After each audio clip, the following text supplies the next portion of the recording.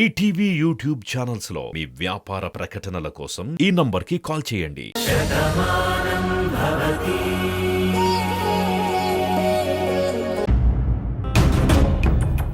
వచ్చారా? మీకోసమే చూస్తున్నాను. రిపోర్ట్స్ లో ఏముందోనని. ఇదిగో వీళ్ళందరూ కంగారు పడుతున్నారు. ఏమొచ్చాయి? నేనే చూసుకోవాలా?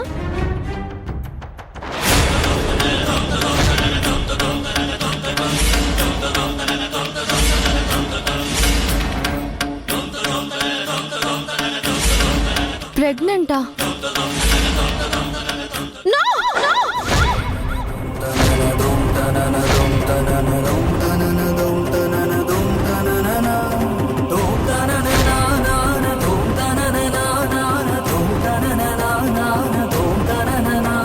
ఏంటండి ఇది?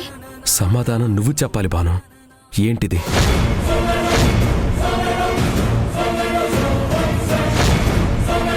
నువ్వు ప్రెగ్నెంట్ ఏంటి?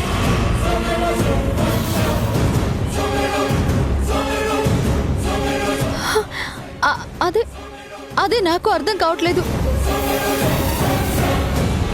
ఆ రిపోర్ట్స్ తప్పుగా వచ్చాయేమో. ఎక్కడో ఏదో జరిగింది. రిపోర్ట్స్ తప్పుగా రాలేదు బాను. ముందు నేను కూడా నీలాగే పొరపాటు పడ్డాను. రిపోర్ట్స్ తారుమారయ్యాయేమో అనుకున్నాను. అందుకే మళ్ళీ తీసుకెళ్లి టెస్టులు చేయించాను. తారుమారయ్యింది రిపోర్ట్స్ కాదు.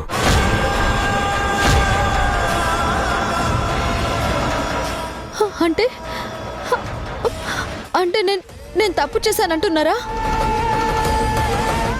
దాని అర్థం అదే కదా బాను. నీకు కార్తీక్కి పెళ్ళైనా మీరిద్దరూ భార్యాభర్తలుగా ఉండడం లేదు. మరి అలాంటప్పుడు నువ్వు తల్లి అవుతున్నావంటే తప్పు నీది కాకపోతే ఇంకెవరిదవుతుంది? నోర్మై! ఎవరి గురించి ఏం మాట్లాడుతున్నావో తెలుసుకుని మాట్లాడు. భాను గురించి నీకు తెలీదా? ఎన్ని కష్టాలైనా పడుతుంది కానీ తనేనాడు తప్పు చెయ్యదు. ఇంకోసారి అలా మాట్లాడితే నాలుగు తగ్గొస్తాను. ఇప్పుడు తెలియాల్సింది మీకు నాకు కాదు పెదనాన్న.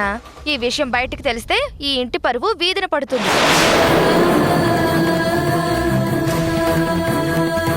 ఇంటి పరువు ఎందుకు పోతుంది? బాను పెళ్ళైన ఆడపిల్ల.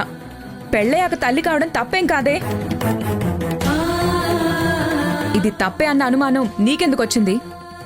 నాకే కాదు, బుర్ర పెట్టి ఆలోచిస్తే ఎవరికైనా అనుమానం వస్తుంది. కార్తీక్ గారు నా జీవితంలో లేరు, నేను ఎప్పటికీ ఒంటరినే అని భాను అందరికీ పదే పదే చెప్తూ ఉంటుంది కదా. మరి అలా ఒంటరైన భాను ఇప్పుడు తల్లెలా అవుతుంది?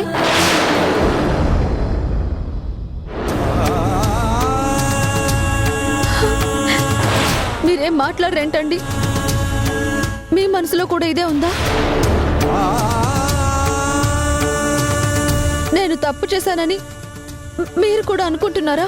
లేదు బాను, నువ్వు తప్పు చేస్తావంటే నేను నమ్మలేను. నా భార్య నాకు ద్రోహం చేస్తుంది అన్న ఊహ కూడా నాకెప్పుడు రాలేదు. అందుకే మొదటిసారి రిపోర్ట్లు వచ్చినప్పుడు డాక్టర్తో వాదించాను. కానీ నిజమేంటో నిరూపిస్తానని ఆవిడ రెండోసారి టెస్టులు చేయించింది.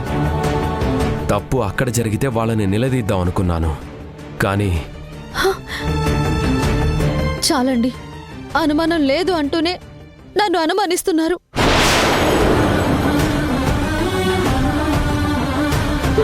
మళ్ళీ టెస్టులు చేయిద్దామని తీసుకెళ్ళినప్పుడే మీకు నా మీద నమ్మకం పోయింది.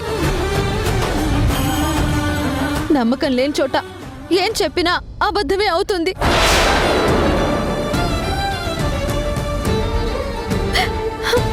అమ్మా, విన్నావా? నేను తప్పు చేశానంటున్నారు.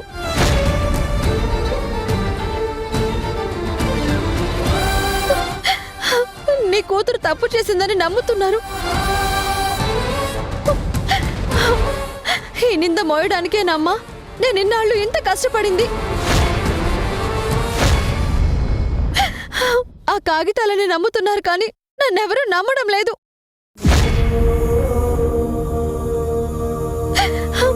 నమ్మకం లేని చోట నేనుండను. నువ్వెక్కడున్నా నన్నెప్పుడు అవమానించలేదు, అనుమానించలేదు. అందుకే నేను నీ దగ్గరికి వచ్చేస్తానమ్మా, నీ దగ్గరికి వచ్చేస్తాను.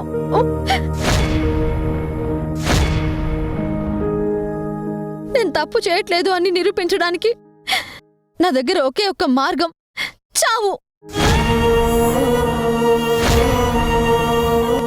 చచ్చిపోయే ముందు ఎవరూ అబద్ధం చెప్పరు. అందుకే చెప్తున్నాను, నేనే తప్పు చేయలేదు, నేనే తప్పు చేయలేదు, నేనే తప్పు చేయలేదు. బాను,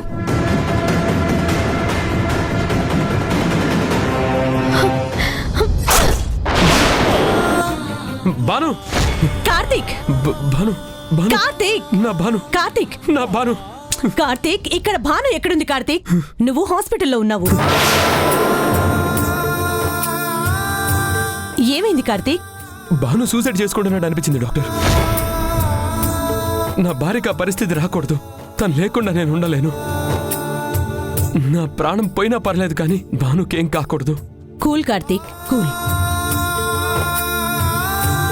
చూడు కార్తీక్, మనం ఎవరినైనా అతిగా ప్రేమించినప్పుడు వాళ్ళకి బాధ కలిగించే ఏ చిన్న విషయమైనా తట్టుకోలేము. నువ్వు భానుని ఎంతగా అభిమానిస్తున్నావో నాకిప్పుడు అర్థమైంది. కానీ భాను విషయంలో ఇలాంటి రిపోర్ట్స్ రావడం నాకు ఆశ్చర్యంగా ఉంది. ఎవరు ఏమనుకున్నా నా భార్య ఏంటో నాకు తెలుసు. తను తప్పు చేసిందంటే నేను ఎట్టి పరిస్థితుల్లో ఒప్పుకోను. తన తండ్రి విషయంలో అపార్థం చేసుకొని తప్పు చేస్తున్నామని మమ్మల్ని ఎదిరించింది. అలాంటి భాను తప్పు చేసిందంటే నేను ఎలా నమ్ముతాను డాక్టర్? అదీ కాక భానుకి నేనంటే ఎంత ఇష్టమో నాకు తెలుసు. తన ప్రాణాన్ని కాదు అనుకొని పొరపాటు చేస్తుందని నేను నమ్మను. నాకు తెలుసు కార్తీక్, నువ్వు నమ్మవని. అందుకే ఆ శాంపిల్స్ ని మా ల్యాబ్తో పాటు ఇంకో ల్యాబ్కి కూడా పంపించాను. ఓకే, అది నాకు తప్ప ఇంకెవరికీ తెలియదు. కానీ రెండూ lab reports same to same వచ్చాయి. భాను ప్రెగ్నెంట్ అనేది 100% నిజం. కానీ డాక్టర్, నేను భానుని తప్పు పట్టడం లేదు కార్తీక్. కానీ ఏం జరిగిందో తెలుసుకోవాల్సిన బాధ్యత నీకు ఉంది. వెంటనే వెళ్ళి భానుని రిపోర్ట్స్ గురించి అడుగుతావా? అలా అడిగిన మరుక్షణం నా భాను తన ప్రాణాలు వదిలేస్తుంది. అయితే సరే, ప్రెగ్నెంట్ని ఎవరూ దాచలేరు కాబట్టి నిజమేంటో నీకే అర్థమవుతుంది. నాకొక్క మాట ఇస్తారా? ఈ విషయం సీక్రెట్గా ఉంచుతారా? తప్పకుండా కార్తీక్. మీ ఫ్యామిలీ గురించి నాకు పూర్తిగా తెలుసు కాబట్టి నేను ఈ విషయం ఎవరితోనూ చెప్పను. Thanks doctor, thank you very much. కానీ కార్తీక్, ఈ నిజం ఎక్కువ కాలం దాగదు. ఆ విషయం నువ్వు అర్థం చేసుకుంటే మంచిది. అసలు ఏం జరిగిందో, ఎలా జరిగిందో తెలుసుకునే ప్రయత్నం చేయి. Okay doctor.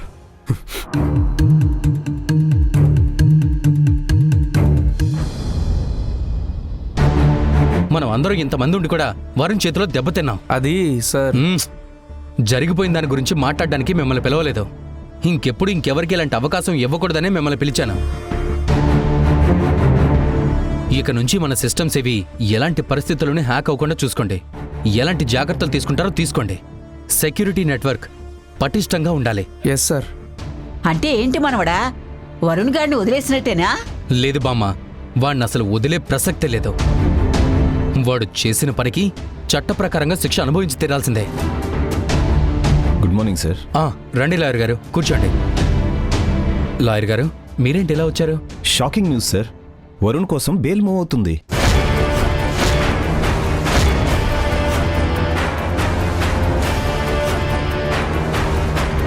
What? Care of address లేని వాడికి కూడా బెయిల్ ఇస్తారా? తెలియదు మేడం, కానీ సిటీలో బాగా పేరున్న లాయర్ ప్రయత్నిస్తున్నట్టు మాత్రం నాకు తెలిసింది. ఆయన తలుచుకుంటే ఏ క్షణమైనా వరుణ్ బయటకు వస్తాడు. అమ్మ వీడమ్మ కడుపు మాడిపోను, రాక్షసులదే రాజ్యం అన్నట్టు వీడికి కూడా సాయం చేసేవాళ్ళు ఉంటారా? ఇప్పుడు ఆ లాయర్ స్టేషన్కి వెళ్ళాడా అండి? అవును సార్, నాకు న్యూస్ తెలియగానే నేను మీ దగ్గరికి వచ్చేసాను.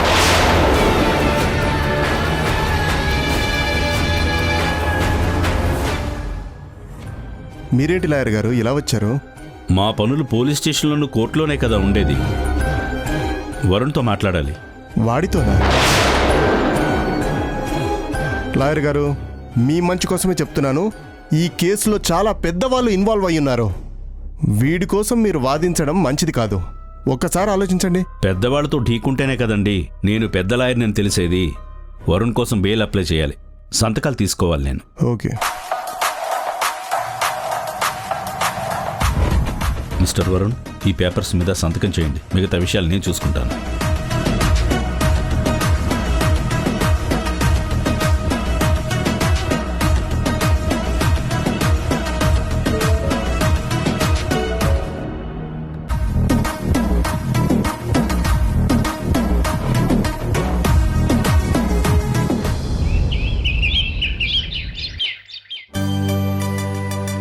అమ్మా బాను, అమ్మా బాను, రండి పిన్ని. ఏంటమ్మా రమ్మని చెప్పావంట? మాట్లాడాలని పిలిచాను పిన్ని. రండి కూర్చోండి. పర్వాలేదమ్మా, ఇంకా కొంచెం పనుంది, వెళ్ళాలి. అదే పిన్ని, పందిరాట వేసే దగ్గర నుంచి అందరికీ భోజనాలు ఇక్కడే కదా, మరి ఆ సామాన్లు కూరలు తెచ్చుకోవాలి కదా. అవన్నీ మేం చూసుకుంటామమ్మా. ఒకవేళ అవసరమైతే అప్పుడు చెప్తాను. ఇప్పుడు సప్లయర్తో మాట్లాడడానికే వెళ్తున్నాము. డబ్బులు ఏమైనా ఇమ్మంటారా? మొన్ననే ఇచ్చావు కదమ్మా, అవున్నాయి. అయిపోతే అడుగుతానులే. వస్తామమ్మా. అలాగే పిన్ని.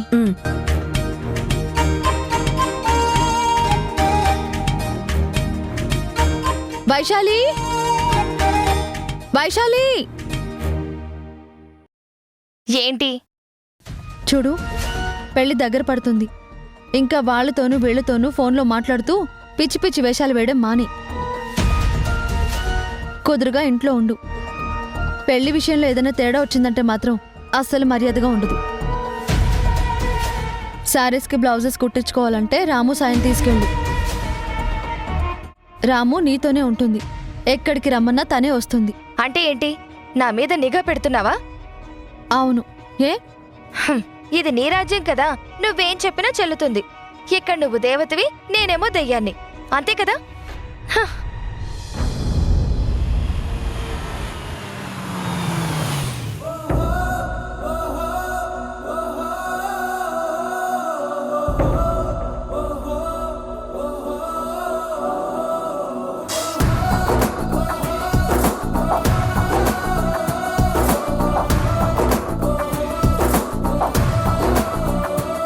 వచ్చారా?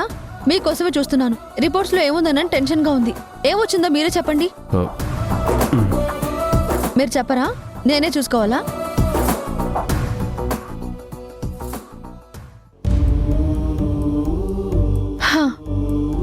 చూసారా, 2 సార్లు టెస్ట్ చేసినా రిపోర్ట్స్ నార్మల్గా వచ్చాయి. మీరంతా భయపడ్డారు, నన్ను భయపెట్టారు. నువ్వు హ్యాపీగానే ఉన్నావు కదా బాను? మరి నాకేం కాలేదని నాకు తెలుసు కదా. ఆ మాత్రం అలసిపోయినప్పుడు జ్వరం రావటం, కళ్ళు తిరగటం అవన్నీ పెద్ద రోగాలా? మా నాన్నకి మీకు నా మీద ఎంతో ప్రేమ ఎక్కువైపోయి మీరంతా కంగారు పడుతున్నారు, నన్ను కంగారు పెడుతున్నారు. ఇంతకీ ఏమన్నారు మీ డాక్టర్ గారు? నువ్వు నీరసంగా ఉన్నావు కదా, ఇచ్చిన మందులు కంటిన్యూ చేయమన్నారు. మందులు మిస్ చేయకుండా వేసుకోమన్నారు. మొత్తానికి డాక్టర్ అనిపించుకున్నారు. ఏమైనా ఉందేమోనని ఇన్ని టెస్టులు చేయించారు. ఏమీ లేదని నీరసం తగ్గడానికి అన్ని మందులు వాడమంటున్నారు. ఏమీ లేనప్పుడు మందులు వాడడం ఎందుకండి? అలా అనకు బాను, మందులు మాత్రం వాడటం మానకు. నా గురించి ఆలోచించి ఆలోచించి మీకు నీరసం వచ్చినట్టుంది. సరే, నేను కాఫీ తీసుకొస్తాను, ఉండండి.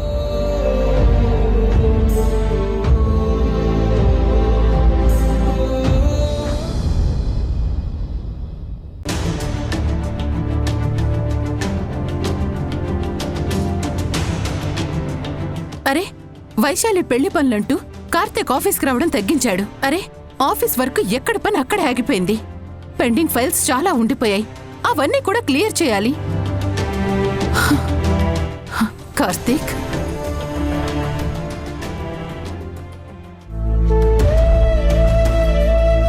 నాకు తెలుసు కార్తీక్, నువ్వు నమ్మవని.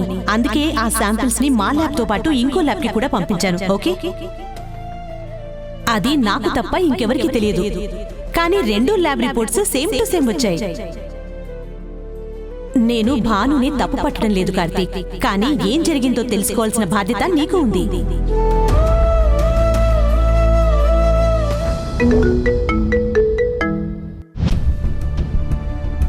అమ్మ ఫోన్ చేస్తుందేంటి?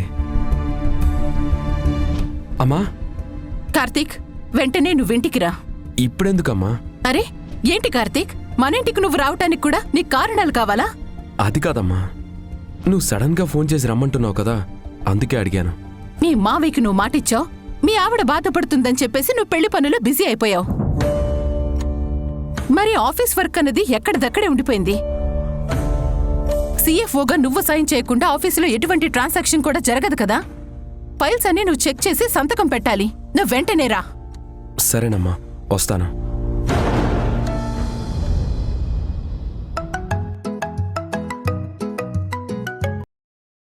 ఈ టైంలో ఎందుకు ఫోన్ చేశారు? కాల్ చేద్దని చెప్పాను కదా. ఇప్పుడు ఆయన ఇంట్లోనే ఉన్నారు. పొరపాటున ఆయన ఇప్పుడు ఫోన్ చూసుంటే ఎంత ప్రాబ్లం అయ్యేది?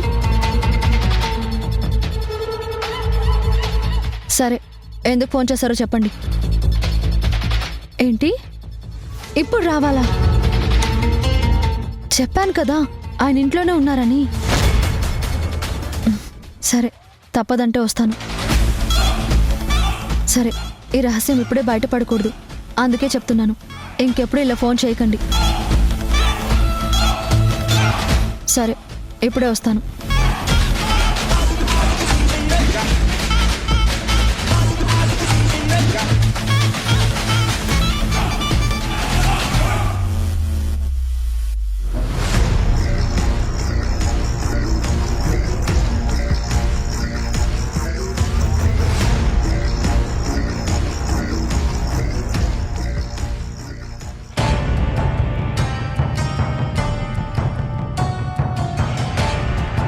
ఆంటీ, ఆఫీస్కి వెళ్ళలేదా? లేదు, కార్తీక్ని ఇక్కడికి రమ్మన్నాను, వస్తానన్నాడు. ఏంటి, కార్తీక్ వస్తున్నాడా? అంత వెటకారం ఎందుకు నీలిమా? నేను ఫోన్ చేస్తే నా కొడుకు వెంటనే వచ్చేస్తాడు, వస్తానని నాకు చెప్పాడు కూడా. మీరు చెప్పింది ఇదివరకటి పరిస్థితి ఆంటీ. మీకు మాటిచ్చాడంటే మాట తప్పేవాడు కాదు. కాని ఇప్పుడు కార్తీక్ వేరే పనిలో ఉన్నాడు కదా. మీకు మాటిచ్చినా రాలేని పరిస్థితిలో ఉంటాడు. అందుకే వస్తాడని ఎదురుచూడకండి. ఏంటి నీలిమా, కార్తీక్ నాకిచ్చినటువంటి మాటను కూడా తప్పుతాడా? ఇక్కడికి రాడా? ఏంటా పని అనేది నీకు తెలుసా? అదే ఆంటీ, భాను పెళ్లి పనులంటూ కార్తీక్ని అటు ఇటు తిప్పుతుంది కదా. ఇక్కడికి రానిస్తుందా లేదా అని నా అనుమానం.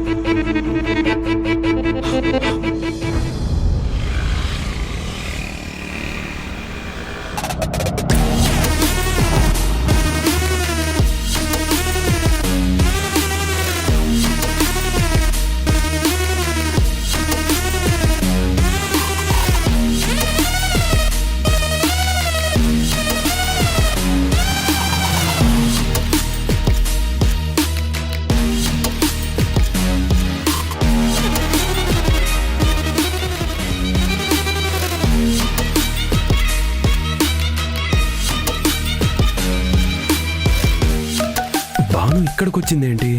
ఆ ఫోన్ చేసింది ఎవరు? భాను ఎందుకింత టెన్షన్ పడుతుంది? భాను నా దగ్గర ఏమైనా దాస్తుందా?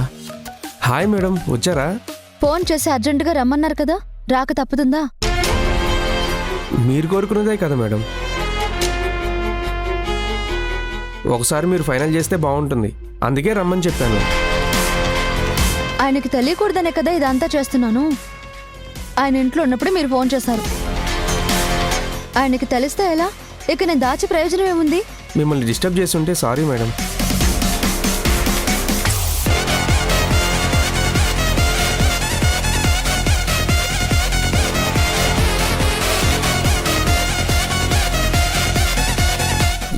మాట్లాడుకుంటున్నారు? అసలు భాను ఎందుకు ఇక్కడికి వచ్చింది? వాళ్ళ మాటలు వినాలి. సరే, ఇంతకీ ఎక్కడా? లోపలుంది మేడం. మొత్తం రెడీయా? రెడీయే మేడం. మీరు కూడా ఫైనల్ చేస్తే బాగుంటుంది. సరే పదండి.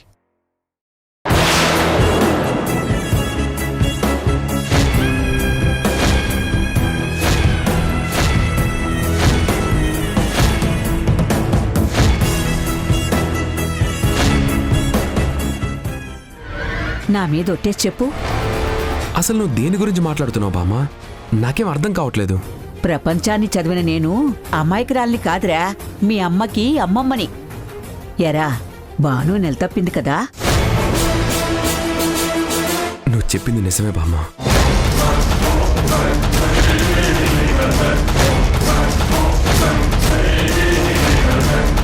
ఈటీవీ విన్ యాప్ రోజుకి కేవలం రూపాయి మాత్రమే. ఇప్పుడే ఈటీవీ విన్ యాప్ డౌన్లోడ్ చేసి సబ్స్క్రైబ్ చేయండి.